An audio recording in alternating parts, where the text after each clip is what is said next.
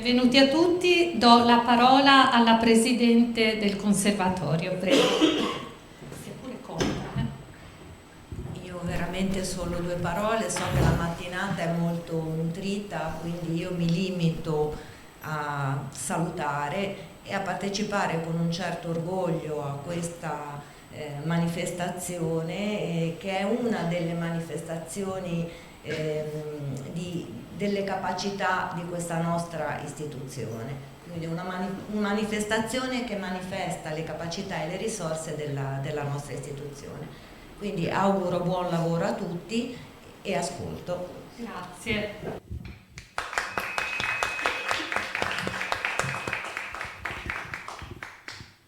Buongiorno,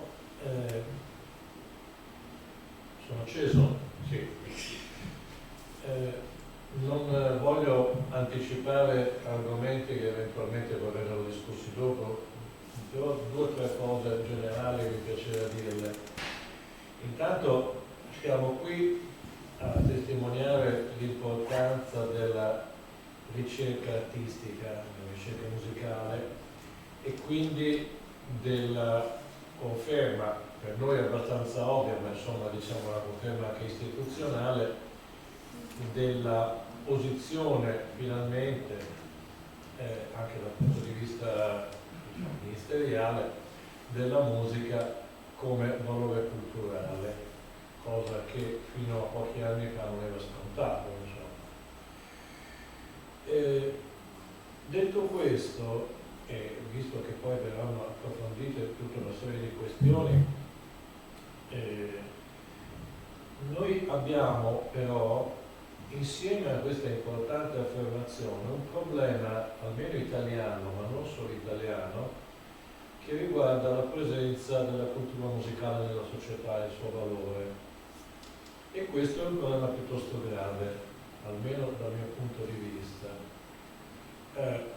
Tanto per dire una cosa banale, pensiamo al caso Venezia, a come anche nel dibattito pubblico una cosa di questo tipo si sia banalizzata istantaneamente in questioni che non hanno nulla a che fare con, per esempio, una valutazione, un tentativo di valutazione oggettiva da parte di alcuni addetti ai lavori che sono stati sovrastati dal rumore della politica. E questa necessità di migliorare la penetrazione della cultura musicale, dico nel nostro paese, ma credo un po' internazionale, nel nostro paese è particolarmente forte perché il paese della musica è il paese in cui la gente non sa la musica. Quindi lo sappiamo, questo è un problema storico. E quindi siamo un po'. Siamo un paese molto contraddittorio, il paese cattolico in cui si bestemmia di più, insomma, ecco, allo stesso modo siamo un paese di musicisti o presunti tali in cui non si sa la musica. E in questo ameno paese la cultura musicale sta diventando a livello divulgativo appannaggio di personaggi che qualche anno fa non avrebbero avuto nessuna cittadinanza in questo. Io pensavo, con un po' di tristezza, anche riguardando alcune cose vecchie, riguardando, non so, i programmi televisivi di Luciano Berio, piuttosto che quelli di Roman Blood, ecco, come la divulgazione musicale per le masse sia un qualche cosa che è scomparso ed è stato sostituito da degli influencer o caso simile.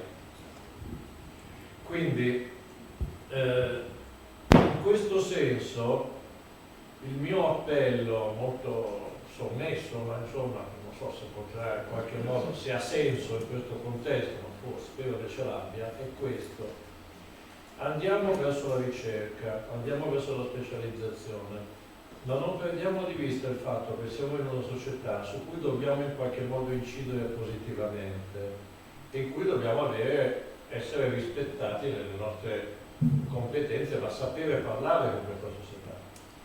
Evitiamo, perché sennò succederà che appunto, come nel progresso scientifico, al progresso medico corrisponde l'aumento di persone che pensano che i vaccini facciano male. C'è qualcosa che non funziona in tutto questo. Quindi, ecco, mi fermo perché ho già detto anche troppo. Grazie.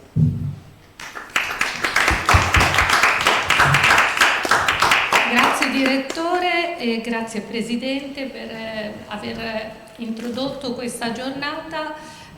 Solo due parole sul nostro conservatorio e la ricerca artistica, collegandomi anche alla corretta riflessione del nostro direttore. Penso che negli ultimi anni noi siamo alla 4ª giornata della ricerca artistica. Il nostro conservatorio è stato il primo conservatorio in Italia a aver fatto una giornata sulla ricerca. Durante la pandemia abbiamo fatto dei corsi di formazione degli insegnanti alle nuove tecnologie ed è stato anche questo molto importante, perché come sapete da quest'anno sono stati inseriti anche nell'università i corsi di formazione per il personale docente, quindi anche l'AFAM come l'università punta sulla formazione dei docenti.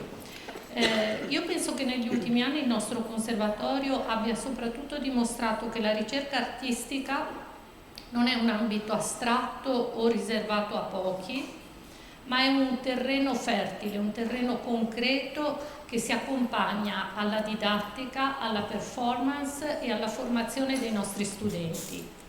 Abbiamo avuto due recenti iniziative che hanno visto la mobilità del nostro conservatorio in Grecia e negli Stati Uniti, e in entrambe le iniziative il nostro conservatorio ha avuto un riconoscimento di eccellenza del proprio corpo docente, di eccellenza della qualità artistica, perché abbiamo visto docenti e studenti suonare insieme, realizzare un'opera, realizzare concerti solistici con l'orchestra, realizzare musica da camera, realizzare concerti con il coro.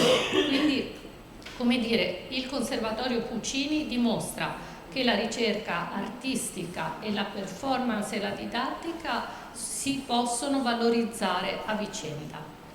Per quanto riguarda quindi l'augurio che faccio a questa giornata e in apertura dei lavori è che proprio la ricerca sia sempre più condivisa, perché essa può diventare un motore di crescita per tutta la comunità accademica.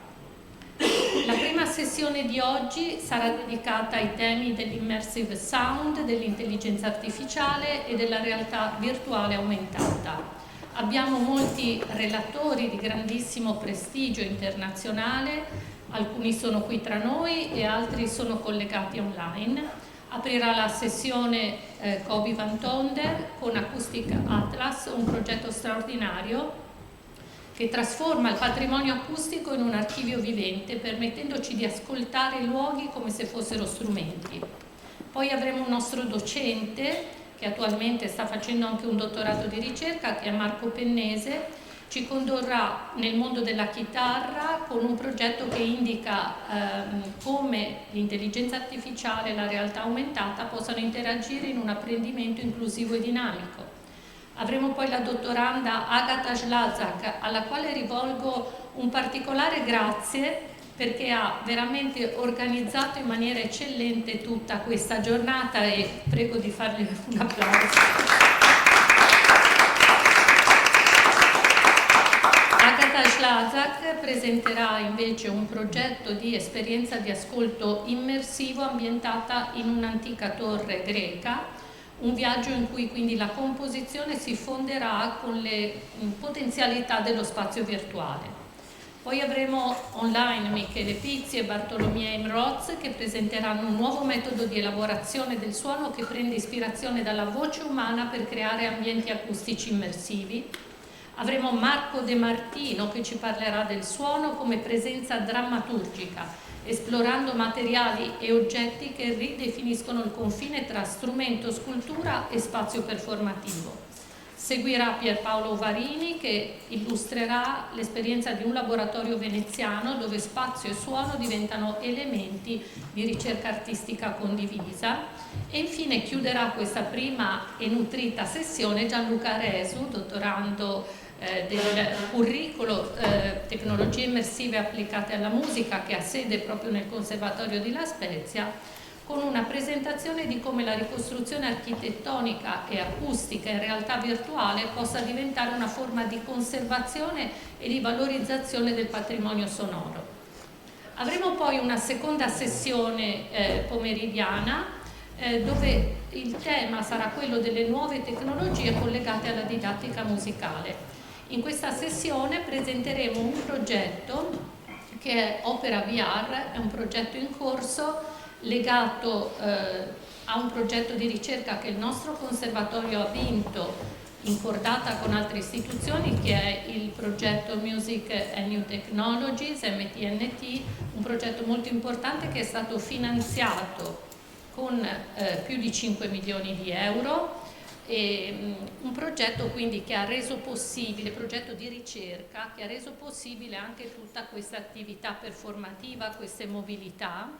E all'interno di questo progetto noi stiamo svolgendo in un team di docenti del Conservatorio Puccini e tantissime altre istituzioni italiane e straniere questo primo esperimento, questo primo prototipo di didattica nel metaverso, e oggi sarò lieta insieme ai colleghi Alessandra Vaccarone e Fabrizio Casti e insieme alla nostra ricercatrice Maria Chiara Marzolla di presentarvelo. Poi ufficialmente verrà presentato a New York nel 2026.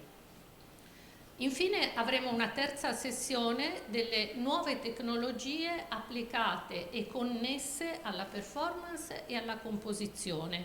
Anche questo un campo di grandissimo interesse. Aprirà questa sessione un grande esperto di questo settore che è il nostro collega Andrea Nicoli, con una riflessione sull'ibridazione sonica e sull'interazione tra strumenti aumentati, corpo e elettronica. Avremo poi Gianni Tamanini che indagherà come la partitura possa essere un ambiente interattivo e generativo, dove quindi la forma musicale nasce dal gesto del performer. La collega Laura Andriani che ci accompagnerà sulle tracce di Paganini usando il motion capture per analizzare la tecnica e la corporeità dell'esecuzione.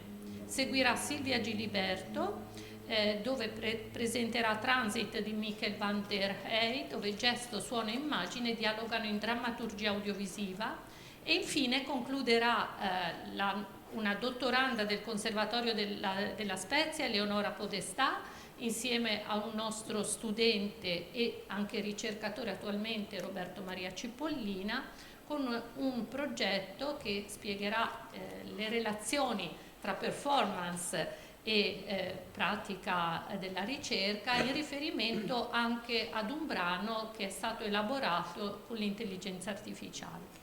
Quindi oggi tra i relatori prestigiosissimi che abbiamo a questo convegno mi permetto di sottolineare che abbiamo ben 8 docenti del Conservatorio Puccini e 6 tra ricercatori e dottorandi collegati al nostro istituto, e quindi mi sembra un dato che parla da sé.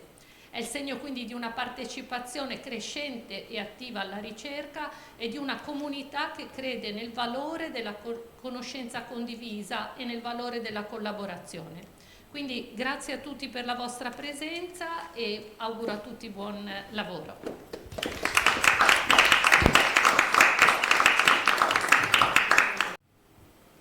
Okay, we can see your presentation. So welcome Cobi van Tonder with her first presentation. Thank you, Cobi. Okay, good morning everyone, and thank you so much for inviting me. I regret I cannot be there in person with you. I would love to meet you in the future. The area where you are, I visited about 10 years ago, and it's so beautiful. And I would love to make recordings there too. So also I just want to tell you I'm not able to see you, so if there are any questions or you know, if I need your attention, please write in the chat, or Agatha, you can tell me. So I am a researcher at Bologna University. I work there in the architecture department with Professor Tronkin. And we specialize in heritage acoustics and taking acoustic measurements of spaces for capturing and preserving intangible heritage from a sonic point of view. And today I would like to talk to you actually about a project that I started already in 2020, before I came to Italy. It was funded by a Marie Curie grant, and the title is Acoustic Atlas, Cultivating the Capacity to Listen. And let me just see my slide. Yes. So you can find this, and I invite you to visit it on your own, because I will just give a very brief presentation now. So it's the whole idea is to make it accessible, to make immersive listening experiences accessible to anyone on any device that is browser enabled. And so this is the address with this idea actually coming from a Donna Haraway interview, where she was talking in Art and the Anthroposphere about the importance to that we should enable each other and to take action through cultivating our capacity to take action. And so I interpret it as the capacity to respond. I feel is very underrepresented in the world in terms of our capacity to listen. And so as we move, into increasingly digital existence, if you think of Google Earth Street View, we can visit nearly any place in the world in extreme visual detail. But when you try to listen to the environment, to buildings, to places, you really have to search, and it gets very fragmented, the search. You have to start digging into journal papers, and often you read about fantastic research that's being conducted, but I actually often have to contact people and ask them, where can I listen to the work that you're doing? And often it's not possible. And I feel this is a great loss for our communal listening, both as from a point of awareness, but also from a point of sharing the kind of work that we conduct. I think the field is growing very actively in creating immersive captures of spaces, but still the accessibility lacks. And often I've discovered through the years, it's also about researchers have grants that have specifications that limit them to publish their work. And so they first want to compete and get their journal published before they want to share any of the audio. And so I'm in a continuous kind of struggle to say, no, we should enable people to be able to listen. Also, not just from a heritage point of view and an awareness point of view, but from as a composer, I want to use spaces to compose with and use it in contemporary music context as well. So I'm just going to start with giving you an overview of the kind of measurements that we conduct. I'm sure many of you are familiar with taking impulse responses. So this is our team working in various places, taking measurements of theaters in this case.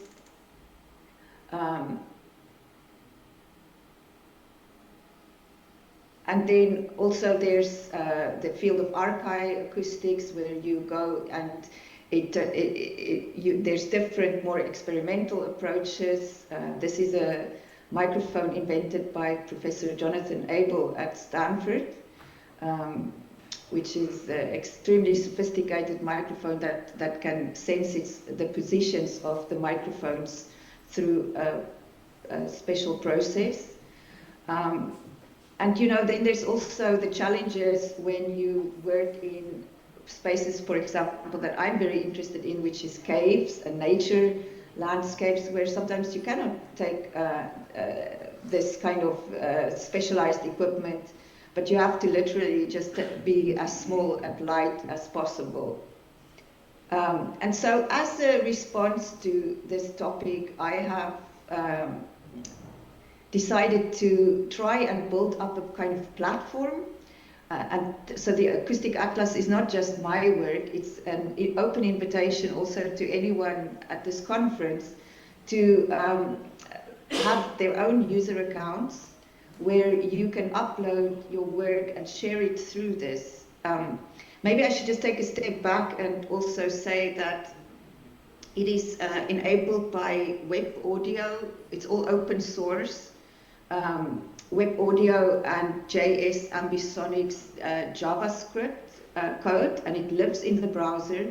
And the model of the Atlas is basically built on like an Airbnb type of model. So I can give people user accounts and they can manage their own recordings. So here are just some of the people who've contributed so far. And there on the right, you can see some of the spaces. At the moment, there's 60 locations in the Atlas. And then there is also an open invitation to artists. And a few years ago, I launched the first album, also in the Atlas, where different musicians were invited to interact with this virtual acoustic spaces, and we released an album with the music. So I don't know if this is already very familiar to you all, but just as a quick recap, the way the technology works is basically with impulse responses, and in some cases, I use what I have. So sometimes it's as basic as a stereo signal. Or it could be a B format, or higher order ambisonics, although the higher order gets a bit hard for the browser to process. At the moment, first degree, or what do you call it, 3 degree of freedom, like so first order ambisonic impulse responses work quite well, so the user can turn their head around and listen to what it sounds like from different angles. But basically, you take an impulse response, which is like a pop or a noisy signal or a sine sweep, and you record the echo of the space. And then here on the right, you can see the spectrogram of what it looks like, and then you record it with whichever microphone you need. And basically what this enables is what's called oralization. So you have your incoming signal, which you want to convolve. The mathematical term is convolution. And you have the acoustic fingerprint, or the impulse response of the space. And when you multiply it in the frequency domain, you have your oralization. And I'm just going to play you an example. Ideally, you would record the incoming signal as dry as possible, like in an anechoic chamber. So here you can hear it.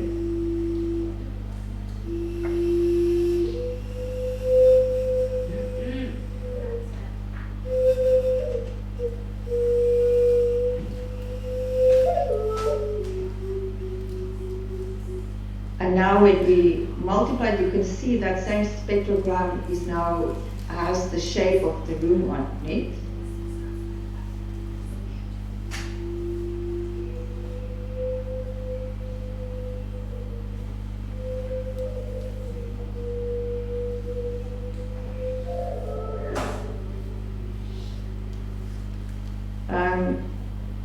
And so basically I've just been collecting these impulse responses wherever I can, and then with the idea to apply it in composition. So I've also written a chapter for the I can add links later if anyone is interested, and my papers can be found on ResearchGate about our world as an orchestra of echoes. Because then, as a composer, I'm arguing just like the shape of an instrument. You can think of each space in the world, and not just rooms also a desert landscape or you know, a forest or many spaces as an instrument because it colors and affects the sound. So here's just a short fragment of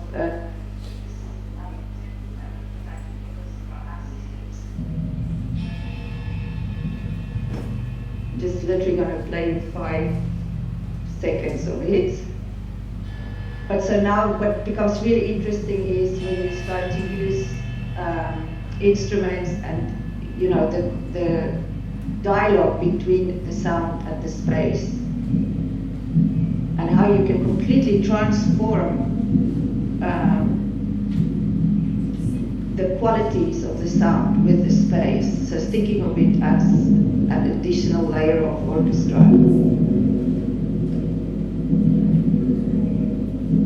This is the space in which the sound that you hear has been recorded. It's called Down the Bottom Cave. And for me also it's just beautiful, this contrast of you have, you know, the world is such a rich, beautiful platform to explore sonically. So you have this contrast between the exterior and the interior.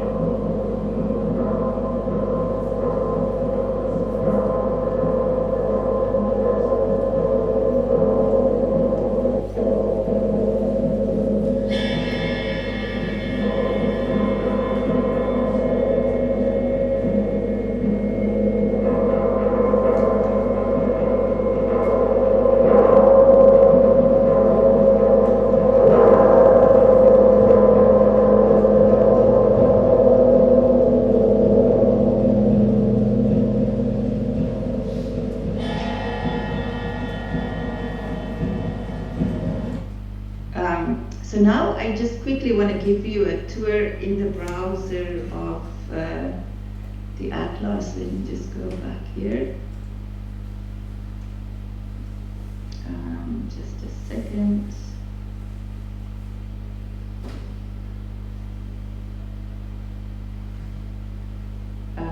And this also works on mobile devices. Important to use headphones to not get feedback, but also to have a better experience. And you can either interact with it. So here you can see my reference to Google Earth with the idea that ideally I would love it that you can actually be able to walk around like it's street view. But at the moment it is a kind of static points of places, and there's quite a lot of spaces in Italy. There's also a way to search here for different categories, or just browse the names of spaces.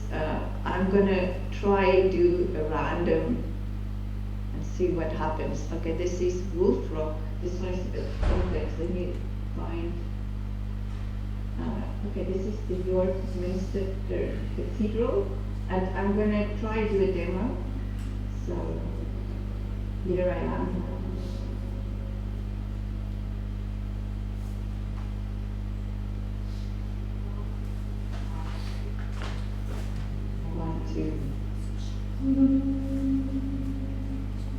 And I invite you to sing in it. Oh, okay, I see time's running up.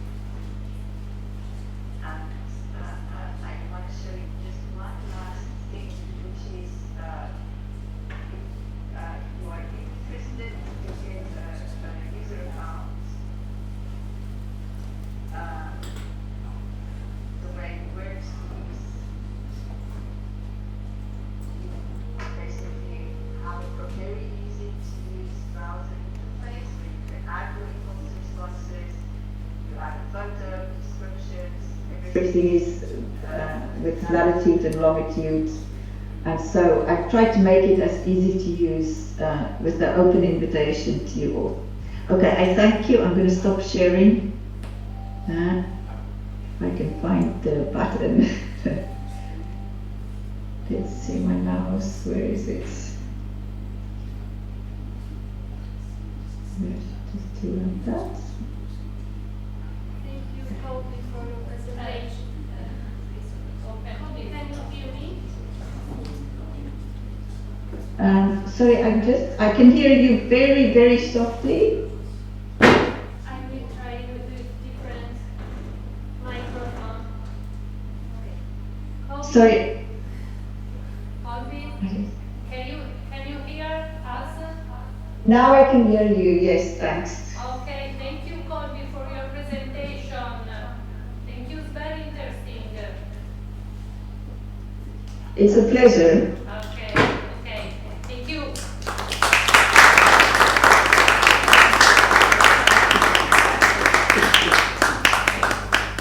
We postpone the questions and answers at the end of session, please, because we have a lot of lecture. It's okay for you, Cobi? I have. What time do we end? Probably the end will be 11:30. 11:30. Okay, yes, it's fine. Thank you. Okay, thank you very much. Thank you again. See you later. See you later.